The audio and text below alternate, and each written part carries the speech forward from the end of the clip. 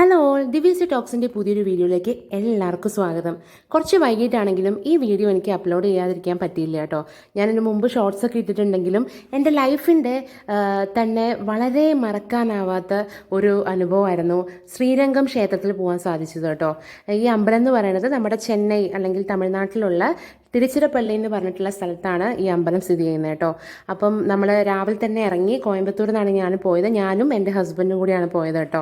അപ്പം ഞാനിവിടെ രണ്ടാമത്തെ പ്രാവശ്യമാണ് പോണതെങ്കിലും ഈ പ്രാവശ്യമാണ് എനിക്ക് ഭയങ്കരമായിട്ട് ശരിക്കും പറഞ്ഞു കഴിഞ്ഞാൽ നന്നായിട്ട് തൊഴാനും ആ ഒരു ക്ഷേത്രം മുഴുവനൊന്ന് ശരിക്കും ഒന്ന് നടന്ന് കാണാനായിട്ട് സാധിച്ചത്. അപ്പം ഞങ്ങൾ തിരുച്ചിറപ്പള്ളി സ്റ്റേഷനിൽ ഇറങ്ങി അവിടുന്ന് പിന്നെ ഒരു 12 കിലോമീറ്റർ ബസ്സിന് പോകണം കേട്ടോ ഈ അമ്പലത്തിലേക്ക്.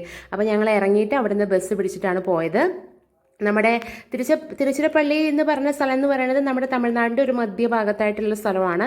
നല്ല ചൂടാണ് കേട്ടോ. ഒന്നാമത് നമ്മുടെ നാട്ടിലും ഭയങ്കര ചൂടല്ലേ, അപ്പം അവിടെയും ഭയങ്കര ചൂടായിരുന്നു ഈ സമയം എന്ന് പറയുന്നത്. നമ്മൾ അവിടെ നിന്ന് ഇറങ്ങി നേരെ ബസ്സിനാണ് പോയത്. ബസ്സിന് പോയി നമ്മൾ ശരിക്കും പറഞ്ഞു കഴിഞ്ഞാൽ ആദ്യം ബസ് സ്റ്റാൻഡിൽ പോയി പിന്നെ അവിടെ ഒരു റൂം എടുത്ത് സ്റ്റേ ചെയ്തിട്ടാണ് പോയത്. കാരണം ഈ ഒരു ക്ഷേത്രം എന്ന് പറയുന്നത് നമുക്ക് കുറച്ചധികം കാണാനായിട്ടുള്ളതുണ്ട്. അതിൻ്റെ ഡീറ്റെയിൽസ് ഞാൻ പറയാം. അപ്പം നമ്മൾ സ്റ്റേ ചെയ്തത് ഈ ഹോട്ടലിലാണ് കേട്ടോ. അത്യാവശ്യം നല്ലൊരു ഹോട്ടലാണ്. നമുക്ക് ധൈര്യമായിട്ട് പോവാം. ദീപം എന്നായിരുന്നു ഈ ഹോട്ടലിൻ്റെ പേര്. ഞങ്ങൾ അത്യാവശ്യം നല്ല റൂമും സർവീസും കാര്യങ്ങളൊക്കെ ആയിരുന്നു കേട്ടോ. കുറച്ച് നമുക്ക് അഫോർഡബിൾ ആയിട്ടുള്ള ഒരു റൂമും കാര്യങ്ങളായിരുന്നു. നല്ല ചൂടായതുകൊണ്ട് നമ്മൾ അവിടെ നിന്ന് ഒരു ഐസ്ക്രീം ഒക്കെ കഴിച്ചിട്ടാണ് ഇറങ്ങിയത് കേട്ടോ. ഇതാണ് നമ്മുടെ ശ്രീരംഗം ക്ഷേത്രം എന്ന് പറയുന്നത്. നിങ്ങൾ ലൈഫിൽ ഒരു പ്രാവശ്യമെങ്കിലും ഈ ക്ഷേത്രത്തിൽ മസ്റ്റായിട്ടും പോകണം കേട്ടോ. 155 ഏക്കറിലാണ് ഈ ക്ഷേത്രം സ്ഥിതി ചെയ്യുന്നത്. അത് കൂടാണ്ട് 21 ഗോപുരങ്ങൾ താണ്ടിയിട്ട് വേണം ഈ അമ്പലത്തിലേക്ക് പോകാൻ. അങ്ങനെ ഒരു അമ്പലവും ഇല്ല. അതുകൂടാതെ നമ്മുടെ ലോകത്തിലെ തന്നെ ഏറ്റവും വലിയ വിഷ്ണു ക്ഷേത്രവും അതേപോലെ ഇന്ത്യയിലെ തന്നെ ഏറ്റവും വലിയ ക്ഷേത്ര കോമ്പൗണ്ട് ഉള്ള ഒരു അമ്പലവുമാണ് നമ്മുടെ ശ്രീരംഗം എന്ന് പറയുന്നത് കേട്ടോ. അപ്പം അത് കൂടാണ്ട് നമ്മുടെ ഒരുപാട് ഈ ഒരു അമ്പലം എന്ന് പറയുന്നത് യുനെസ്കോയുടെ അംഗീകാരം കിട്ടിയിട്ടുള്ള അമ്പലമാണ്. അതും തമിഴ്നാട്ടിൽ ആദ്യമായിട്ടാണ് യുനെസ്കോ അംഗീകാരം കിട്ടിയിട്ടുള്ള അമ്പലമാണ് നമ്മുടെ ശ്രീരംഗം. പിന്നെ ഇവിടുത്തെ പ്രധാന ഒരു ഉത്സവം എന്ന് പറയുന്നത് 21 ദിവസം നീണ്ടു നിൽക്കുന്ന മാർഗഴി മാസം, അതായത് ഡിസംബർ ടു ജാനുവരി വരുന്ന തമിഴ് മാസത്തെയാണ് മാർഗഴി എന്ന് പറയുന്നത്. അവിടുത്തെ സമയമാണ്, ആ ഒരു സമയമാണ് ഇവിടുത്തെ ഏറ്റവും വലിയ ഉത്സവം. അത് കൂടാണ്ട് വൈകുണ്ഠ ഏകാദശിയും ഇവിടുത്തെ ഒരു പ്രധാനപ്പെട്ട ഉത്സവമാണ്.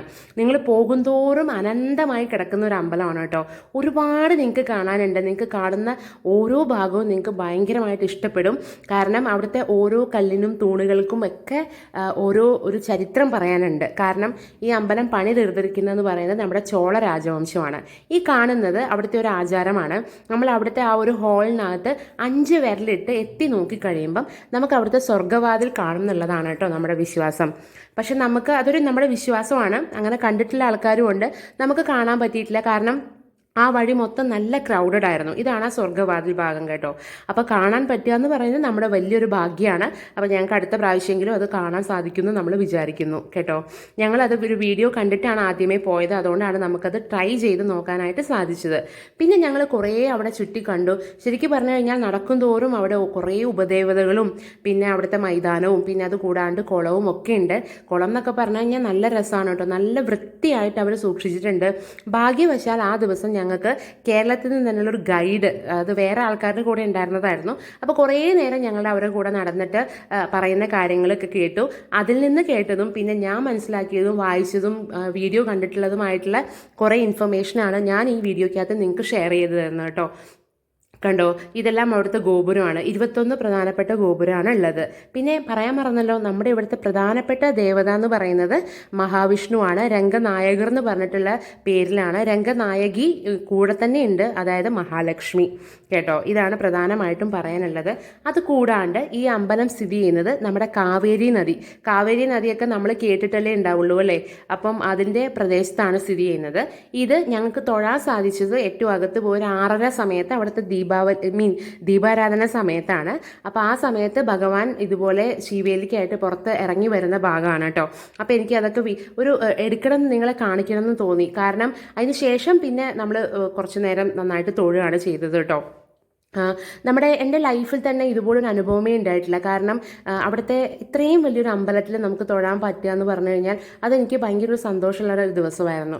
അത് കഴിഞ്ഞ് പിന്നെ നമ്മൾ ഇറങ്ങി തിരുച്ചിറപ്പള്ളി എത്തിയപ്പോൾ അവിടെ ഒരു പിള്ളയാർ കോവിലിൽ, ഉച്ചി പിള്ളയാർ കോവിൽ എന്ന് പറയും. പിള്ളയാർ എന്ന് പറഞ്ഞാൽ വിനായകനാണ്, അല്ലെങ്കിൽ ഗണപതിയാണ് കേട്ടോ. അപ്പം അവിടെയും ഒരു വിശേഷ ദിവസമായിരുന്നു. അപ്പോൾ അവിടുത്തെ രഥം, അവിടുത്തെ ഒരു കുളം പോലെയുള്ള സ്ഥലത്ത് ഭഗവാന്റെ തേര് ഒക്കെ വരുന്നുണ്ടായിരുന്നു ഒരു രഥത്തിനകത്ത്. അപ്പം അതും നമുക്ക് കാണാനുള്ള ഭാഗ്യം കിട്ടി. ഈ അമ്പലവും ഭയങ്കര രസമാണ് കേട്ടോ.